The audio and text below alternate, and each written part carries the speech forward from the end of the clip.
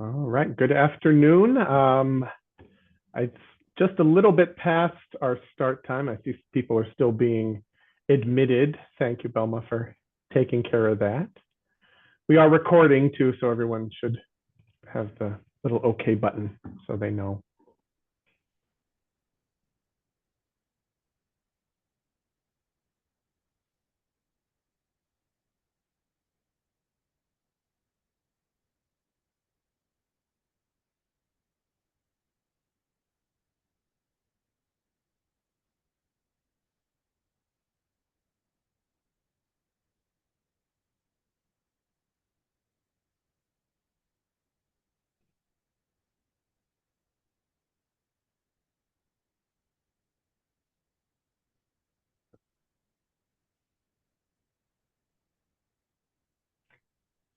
All right, what do you think, Amber? Should we get started?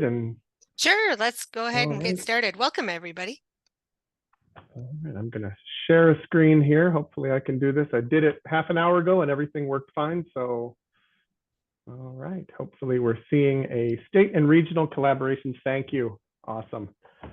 All right, well, as as Amber said, welcome. We're so glad you're taking some time out of your busy schedules to meet with us this afternoon or this morning if you're anywhere on the West Coast, right? So my name is Alex Frayne, and we have a few slides here to go through, but we'll just start with quick introductions. I am the Associate Registrar for Compliance at Marquette University in Milwaukee, Wisconsin. My engagement with our state association, the Wisconsin Association, is as a two-term treasurer, and I recently, in the last couple of years, completed the presidential cycle. I'm in my 13th year at Marquette and 19th year in the profession, although if you include student worker experience, that bumps it to like 22 years. And I like to include my student worker experience because I think student workers are probably a prime source of future registrar staff members, So anyway, Amber, I'll turn it over to you. Hi, everybody. My name is Amber Oviska. I'm the Associate Director for Admissions and Registration at Central New Mexico Community College in Albuquerque, New Mexico. So I am currently the Vice President of Admissions for the Rocky Mountain ACRO. I'm also a member of the New Mexico ACRO and a member of the ACRO State and Regional Relations Committee as well. This is my third year at CNM, and it's my 9th year in my profession. I've worked at both private and public schools, so it's given me a good perspective of both. Thanks for sharing your time with us today. So just to give you a little bit of background of our state and regionals. So as I said, I am a member of both the New Mexico ACRO and the Rocky Mountain ACRO. The New Mexico ACRO we're pretty small. We have only about 17 schools, community colleges, universities, junior colleges, private schools, etc. We have about 95 individual members throughout the state of New Mexico. I'm also on the board of the Rocky Mountain ACRO, which is Colorado, New Mexico, and Wyoming. There's 31 institutions across all control types, and right now we have about 453 members. So again, we're a little bit small, but we definitely are mighty as well. All right, Alex, you can go to the next slide. Thank you. All right, so a little bit about the Wisconsin ACRO and the association that we partner with a great deal, the Upper Midwest Association. So for Wisconsin's part, one state, we have 47 institutions. There are about 27 independent colleges and universities. And then the other, it's actually, yeah. And then of course we have the University of Wisconsin system and several technical colleges throughout the state as well. As of our annual conference this past November, we were at 770 individual members. And the Upper Midwest Association, so a little bit different from the New Mexico and Rocky Mountain associations, Upper Midwest does not include any of our Wisconsin members. So it is a totally separate association. And as you see on the slide there, currently Iowa, Minnesota, North Dakota, and South Dakota institutions are represented. It is also open for membership to some of the Canadian provinces, although as I understand it, there are no current Canadian schools participating in UMACRO. But with 81 institutions across those 4 states and at 805 individual members for that association. And just one, just so you know, we are a flat rate due association, as is UMACRO. So just based on, you know, student full-time equivalency. So Amber, I don't know if you wanted to address dues for your 2 associations as well. Oh yeah, so for NUMACRO and RUMACRO, they both are flat rate. So essentially you can have as many members as you'd like out of your member school. Yeah. When we moved to that rate structure in 2019, we saw a, you know, as you might imagine, a rapid increase in our individual members. We went from about 439 to now the 770. So it's been great, and it's been wonderful having institutions be able to add you know, hourly staff, people who maybe were not able to be members in the past because of budget constraints, are now able to participate and benefit from the shared membership, both in WACRO and in ACRO, since they also have that flat rate membership structure. All right. Oh, so my story. So as I mentioned, WACRO and UMACRO are separate associations that don't have overlapping memberships. That being said, we do a lot of partnering. One of the first experiences I actually had of this was my very first WACRO conference when I moved to the state in 2012, because that year happened to be a joint conference between WACRO and UMACRO over in La Crosse. So, you know, people came across the Mississippi and we all met in La Crosse. So really from the very beginning of my experience with my state association, you know, we were already kind of speaking the language of collaboration, partnership. We've had over the years many shared professional development opportunities.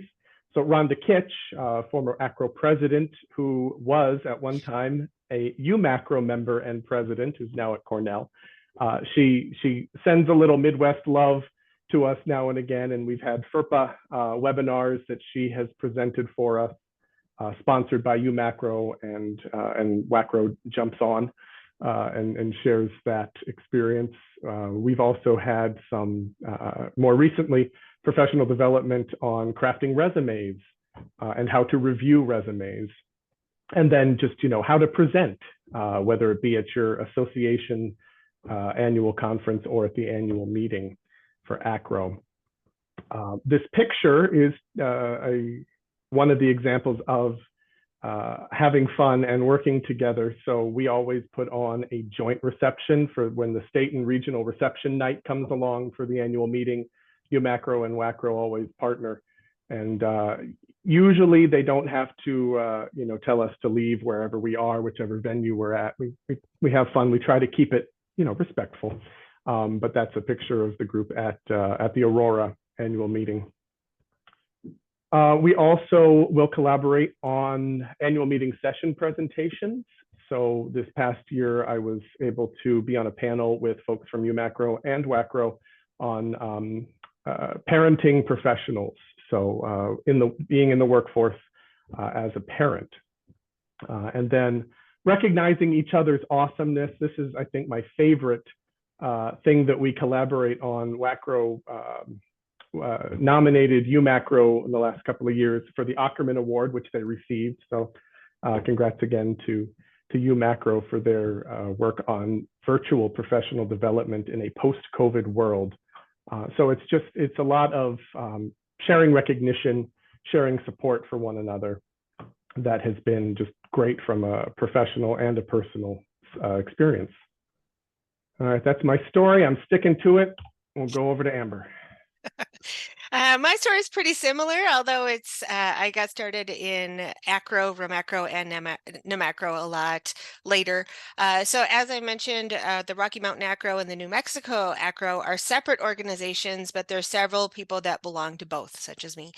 So there's a shared membership. This picture is actually from our Rocky Mountain Acro a conference in 2023. Katie is in it as well. But so that was really the start of my introduction to acro. So in 2023, my school was actually the host of the conference. And so I was new to the school as well, and I offered to help plan. It really ended up opening up doors for me. I ended up becoming the Rocky Mountain Acro Vice President of Admissions in November of 2023. And at this summer's conference, I was reelected for a 2-year term. So I'm excited about that. And really, the president of the New Mexico Acro is also at my school. So we've really started to develop collaboration efforts between the two. We just did a joint New Mexico or Nemacro and Romacro webinar last month, and that was about it was a roundtable for admissions. And then I also attended the New Mexico Acro conference last month as a representative of Romacro as well. So really, we are starting to develop collaboration opportunities. And we're really hoping that we can increase member engagement as both organizations grow. All right. So based on our kind of collective experiences with our state and regional associations, Amber and I came up with just kind of some basic examples of how collaboration across the state and regional borders can look. And of course, these can be as formal or not as they need to be, as the interest might exist. So that first item, reciprocity agreements, this really deals with an exchange of attendees at each other's annual conferences. So similarly to how we have an ACRO representative come to our state or regional annual conferences, UMACRO will send one of their executive leadership team to the WACRO conference, and we reciprocate. It's been a really good experience, not only to have, just to show that kind of visible sense of connectivity with a neighboring association, but also to bring some new perspectives on the conference itself, maybe how session planning works, things like that, and then also to borrow some things from our confrere coming in from the other association.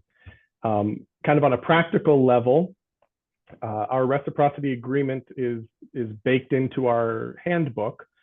So if we're looking at WACRO, we will cover the travel expenses for the WACRO representative who attends the UMACRO conference.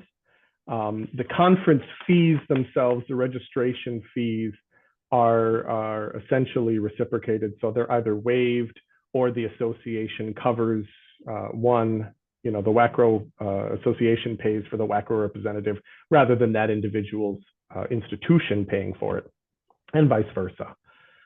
We also will use any comped hotel rooms that we might have to lodge the incoming representative so that they don't have to cover housing, lodging. In the rare cases we don't have a comp room night, our local arrangements committee just builds that into their budget to cover the hotel room for the UMACRO representative. It's the same thing, the same arrangement we have for the ACRO rep as well. Just seeing if there's any additional notes on reciprocity agreements. That's about it. Just so people know, basically what I just said, that's the extent of the reciprocity agreement. There's nothing more formalized than that. It's, like I said, it's in our handbook. So the incoming executive leadership team doesn't have to recreate it from scratch. We have also used that model for representatives from other state associations. So we have done an exchange with the Indiana Association representative as well. It's been a couple of, well, more than a couple of years since we've had the opportunity to do that. But it's been a wonderful experience. And the UMacro Exchange, we just this year were able to kick that off again, because for many years our conferences overlapped and we didn't want our members to miss the WACRO conference and the UMacro members to miss their own conference. So thankfully the calendars have diverged again, and we are now able to go back to this model of sharing a representative at each other's conferences. All right, Amber. So one of the other examples we came up with for collaboration was regarding professional development. So I did mention that we had a joint New Mexico ACRO and Rocky Mountain ACRO webinar last month, and that was a really great way for people to connect. That was specifically a roundtable, so it was a lot of conversation. It was a good way for people to network. But I think really the key is with professional development, going back to what Alex said before, we've been leaning into trying to doing more virtual professional development. We try to do the in-person when we are obviously in conferences and whatnot, but especially since our ACROs are widespread and it's really hard for people to get together in one location, we really have been trying to embrace the virtual environment. We're doing roundtables, we're doing monthly webinars, and we really are open to new ideas. We plan to record them just like this is being recorded and put it on the website, and really help people develop and to access it on their schedule if they're not able to access it on the live meeting. Alex, I'll throw it back to you. All right. Yeah, just to echo that idea of the virtual opportunity for professional development, that has been such an amazing area for growth in our post-COVID reality, right?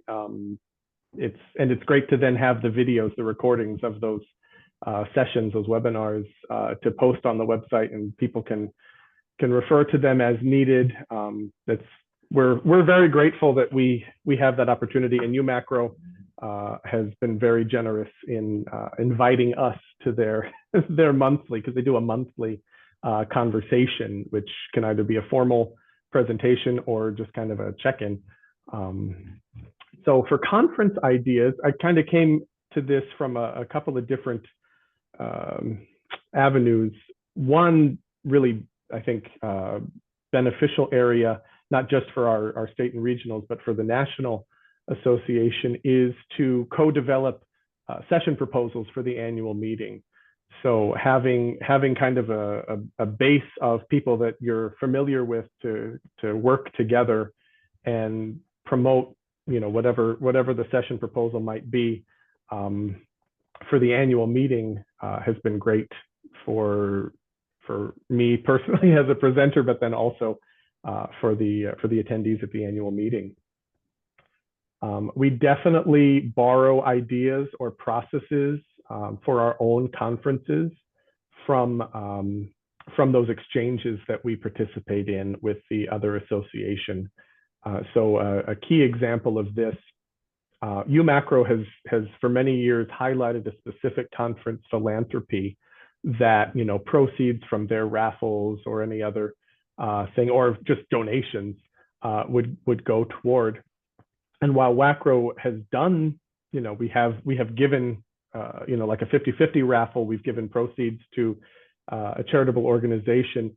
It wasn't kind of highlighted in the same way that our colleagues in UMacro had been doing. So when we had our last joint conference in 2021, which was a virtual conference, from that, we really kind of took this idea and ran with it to have representatives from the organization that's selected by the program committee. And they speak during our plenary session on the opening day. They also come back in our closing session and kind of give a report on the funds that were raised throughout the conference.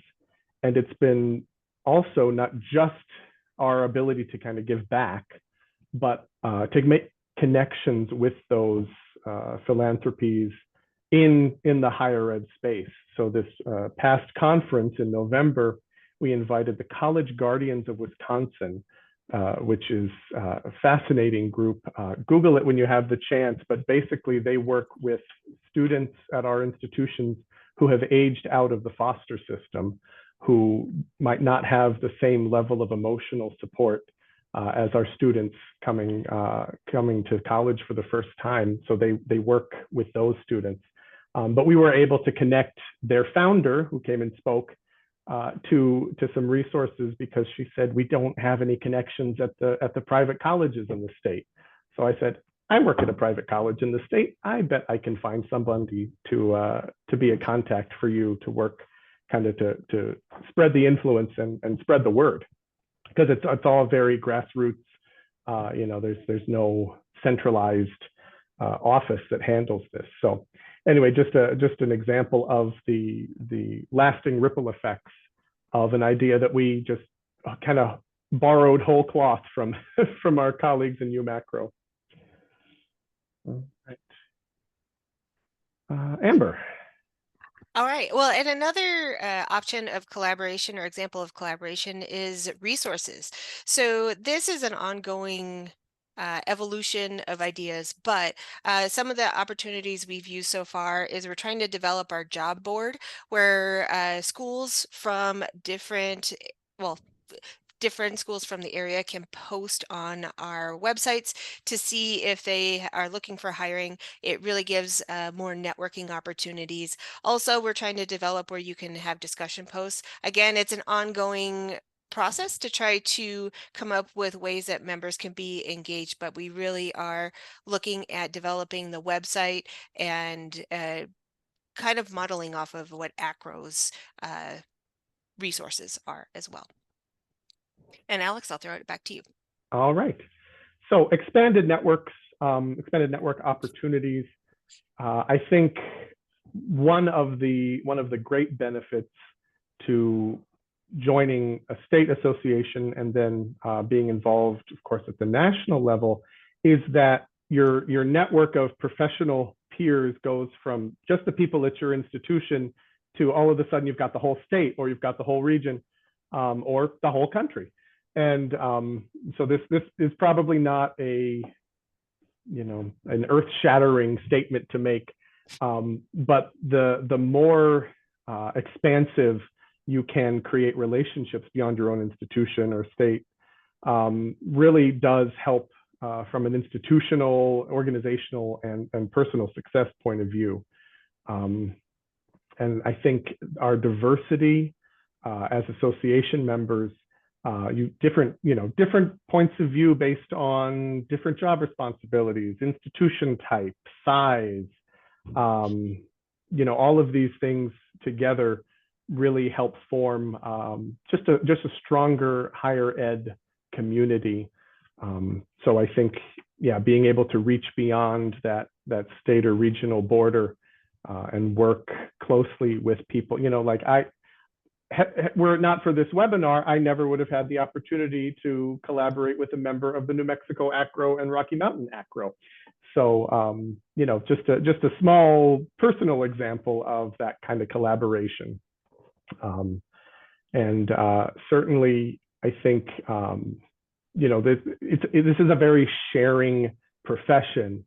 Speaking, mostly as a registrar, but I did start many moons ago in admissions as well. So having that experience, I think we want to collaborate, right? We want to share things that we have found because we don't want everybody to slog through the mess that we had to slog through ourselves. And certainly, like financial value transparency, gainful employment. Anybody else dealing with that right now? You might have heard of it. I don't know. I am so grateful that I have people at, not just Wisconsin schools, but U of Iowa, the Twin Cities, that I can even just to say, oh my gosh, I can't believe we are putting this together and it's due in like a month. What the heck? So there's a little bit of that too, right? Just the commiseration. But it is also a real positive impact to be able to say, okay, here's how we're handling it. Have you come up with a better way? And so that's, I think those are my thoughts on expanded network opportunities. All right. And really, to echo off of what Alex just said, is our first takeaway. And I think if you take just one thing away from uh, this webinar is don't be intimidated. Showing up is 99%. Networking, I mean, we've talked about this again and again. I really feel like if you are seeing an opportunity and something you want to be interested in, just ask. You kind of to the point, the next point, find or be the change agent or advocate for collaboration. As I said, for my experience, I was new to the school and I just started asking, and before I knew it, I was on the board of the Rocky Mountain Wood ACRA, which I'm excited about and I've really enjoyed. So I really think if you don't know if there is an option, definitely feel free to ask or even create it. Alex, I'll let you speak a little bit to that as well. Yeah, absolutely. Thanks, Amber. I think as somebody who has been doing this for however long I've been doing it, most of us, if not all of us, can think of a person or a small group of people who really kind of gave us that nudge to become involved, whether at the state, the regional, the national level. And so at some point, and I don't know when this happened, but that kind of responsibility or that role is now mine to fill, right? As people are moving on to retirement and things, and we're seeing, you know, some staffing changes at our institutions, but being there for people who are now coming into the association and who don't maybe have the historical knowledge of, well, this is, you know, this is how it's been, WACRO and UMACRO, or NMACRO and RUMACRO, or, you know, anything like that. They need the mentorship. And so being there for folks who are coming into the profession or are new to their roles has been kind of an important cause that I've found for myself recently. But yeah, the idea that if you don't have a collaboration with another association, or you aren't sure what that might look like, I would be very surprised if, should you ask the question, would you be interested in maybe host or co-hosting a webinar on FERPA or on, you know, something else like that? It would be very surprising if your counterparts in another association said, no, we're good, thanks. Not going to say that can't happen, right? We all have our days, but I think, you know, by and large, yeah, people are maybe just looking to be asked. They might not even realize that they need someone to ask them. But you put out, you know, you put the offer on the table, you ask the question, and by and large, people will take you up on it. Other perspectives, I think that kind of is rolled into that, wherever you're coming in, like Amber, you know, before you know it, you're being volunteered for various leadership positions. Isn't that the best, right? People can see something in you that you might not be aware of, but they're supporting you, and then all of a sudden you find yourself in that leadership role. So yeah, I think do we want to just briefly touch on resources? Yeah, definitely. So I know we're going to go into this a little bit more. Sorry, my internet just glitched. I don't know, but I think you still got me. So we're going to go into this a little bit more in the following slides, but just take advantage of the resources that ACRO has. Obviously, you're in the webinar, this webinar today, so you are getting the emails and you're aware of the different resources, but also we have Exchange where you can create discussions, talk about different issues, questions, things like that. And then also to echo off of that, the conferences and meetings at all levels. So you've heard us talk about our state meetings, our regional informational meetings, webinars, different opportunities, as well as the annual meetings. So I really think the more that you take advantage of those, the more you get to know people. I know, speaking for myself, I've only been part of ACRO for, this will be my second year, but I'm starting to really get to know people, and I'm really enjoying the environment and the welcoming culture as well. So, Alex, did you have anything to say to Yeah, that? just to say, it really, and this is a cliche, right? And it's even the picture on the slide, but it's that web of connections that you're able to make. And the more people that you can, find, relate to, for one thing, just finding people who understand what it is that you do, right? Because that's kind of unique in the profession. It's like, oh, but yeah, just being able to make those connections, because from those connections come suggestions for further collaborations. That's how I was on the panel this past annual meeting, for example. It was just, it was an offhand comment that then kind of developed over several months after the previous conference. So yeah, I cannot emphasize the importance of those networking connections enough. And like we said, don't be intimidated. Showing up is 99% of it. That is so true. Yeah. Absolutely true. And just on a personal note, Amber and I, we had this opportunity to work together. We're really now hoping to get each other at each other's conferences too. So, the WACRO conference in November 25 is in Green Bay. So, come. Go Packers. Hopefully it's we can find parking. But and I've never been to New Mexico, so looking forward to to crashing the New Mexico ACRO. All right, let's see. All right, housekeeping items. So, that was a good segue, Amber, into ACRO Exchange. And Velma, thank you for posting the link to the Exchange portal in the chat there. This is, I think, a fantastic opportunity to keep the conversation going. From any meetings, you might meet somebody in person, you might attend a webinar like this. Somebody says something that you want to explore further, or has a question, or you have a question that you didn't get addressed.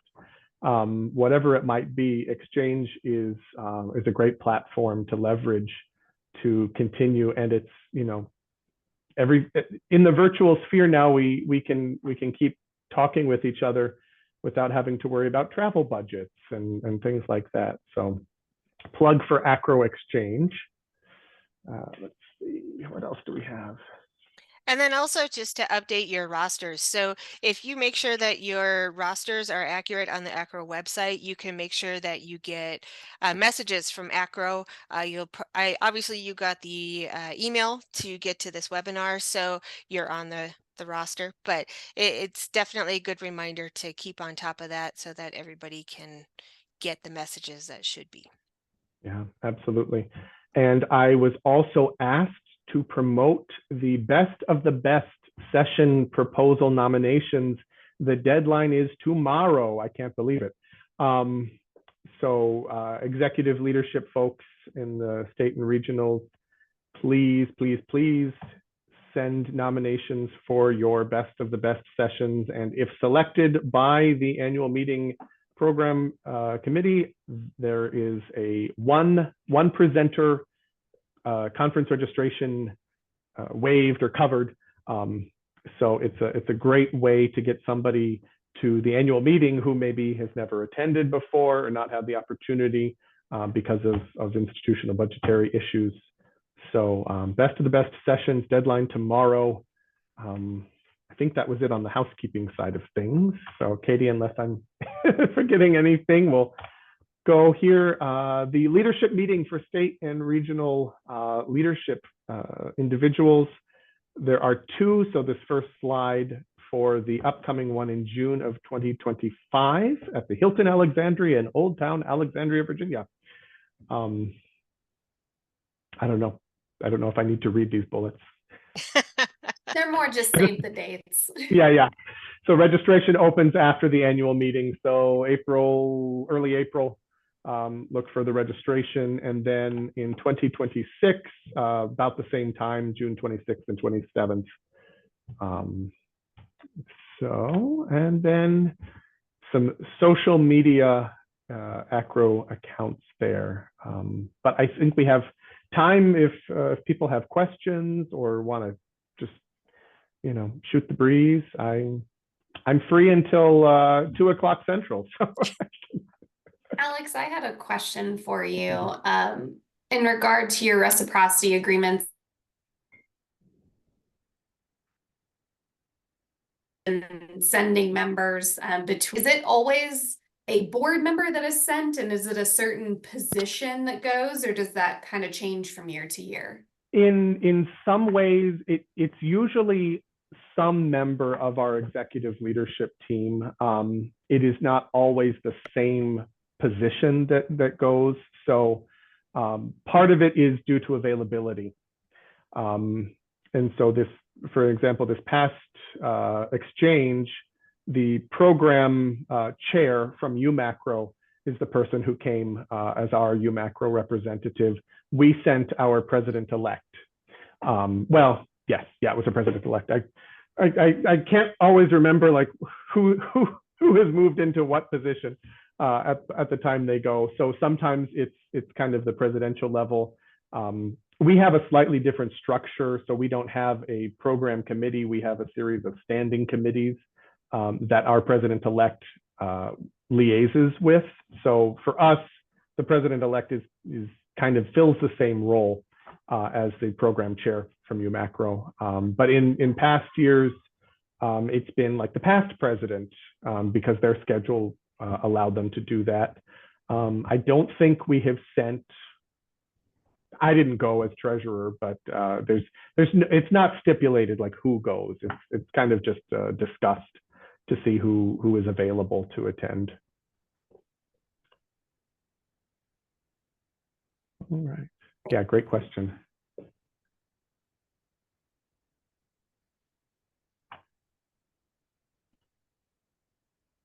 And if anyone else, if you either want to type a question in the chat or you can unmute yourselves and go for it verbally, that's fine too. And if not, we can give time back too. And we can also put our email addresses in the chat as well, in case you do have questions that you'd like to ask later that occur to you. Great idea, Amber. And I think where the recording will be posted, at least our names are there, and you can find us in the member community. But that way, if you want to just connect directly, we are there.